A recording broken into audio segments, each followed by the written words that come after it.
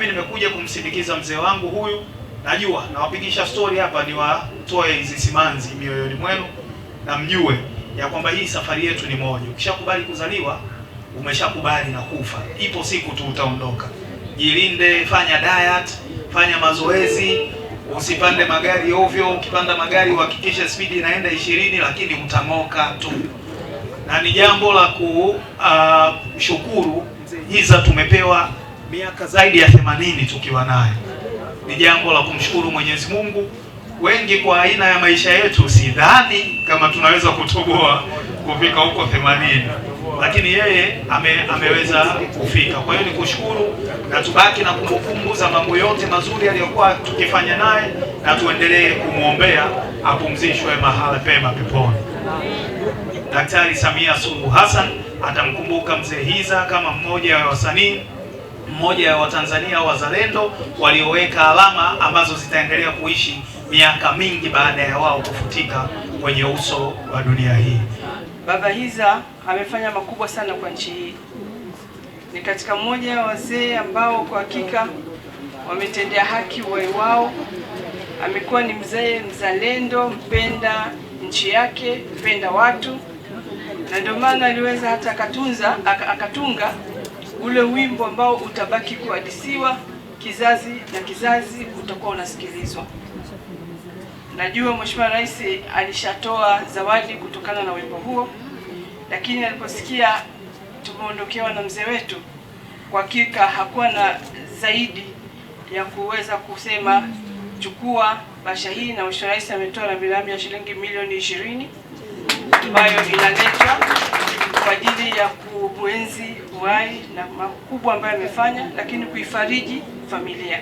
Niwaombe sana kila aliyeguswa na msiba huu, sisi tunaombea kwa Mwenyezi Mungu amimine subira ndani ya mioyo yenu ili tuweze kulibeba jambo hili. Najua siku zote msiba unakuwa mwepesi anapofiwa mwenzako, lakini unaelewa ugumu wake na uzito wake unapokufika wewe. Na ndio maana Mwenyezi Mungu akatutaka wenzetu wanaopata misiba, basi jirani zao, ndugu zao, jamaa zao waweze kuwafariji, kwa sababu wanapitia kipindi kigumu sana. Kwa sisi tunafahamu ndugu zetu tunapitia kipindi kigumu sana, pamoja ni msiba kwenye taifa letu, ni msiba sisi kwenye chama chetu. Sasa tukitambua mzee alikuwa ni mwana CCM mzuri, mwana CCM mkubwa, lakini kuna wale ambao mzee atakuwa amewagusa, kwa maana mtu ni babake, alimzaa babake mdogo kwa ile nasaba, aliguswa kwa nasaba, na yake huzuni yake itakuwa ni kubwa sana. Kwa hiyo sisi tuwaombea kwa Mwenyezi Mungu ajaze subira sana ndani ya mioyo yenu ili tuweze kukabili msiba huu na tuweze kusimama imara kwenye kumsindikiza mzee wetu. Kumfahamu mzee Hiza ni mzee wa masiara, mzee wa matani, ana chuki na mtu. Kwa hiyo kiukweli kabisa, Tanzania, wadau wa muziki, wapenzi wa muziki, hususani wa Tanga, tumeondokewa na mtu kweli kweli. Hiza ni mtani wangu, nitamisi utani wake, nitamisi sauti yake, japo nyimbo zake zitaimbwa, lakini mimi nitamisi sana sauti yake. Hiza tunamkumbuka katika uaminifu, katika kujituma, katika kuheshimu kazi. Alikuwa anakwenda na miaka 81, lakini bado yuko kwenye stage.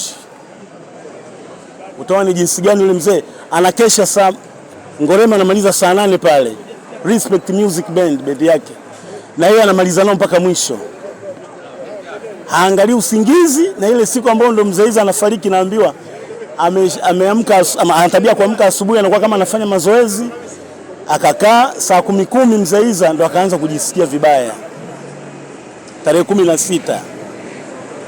Kwa hiyo tunaona kwamba mzee Hiza alikuwa ni mtu mmoja anajituma, anajiamini, alikuwa anatupenda sisi. Kila tukikutana naye sasa, bwana angalieni bwana, waongozeni wenzenu bwana, Msumari, shemeji, mwamu, fanyeni bwana vizuri kazi hizi bwana, tunaziheshimu hizi kazi hizi. Kwa hiyo alikuwa ni mtu kila siku anazungumzia, anataka mafanikio katika tasnia yetu ya muziki wa rumba na dance.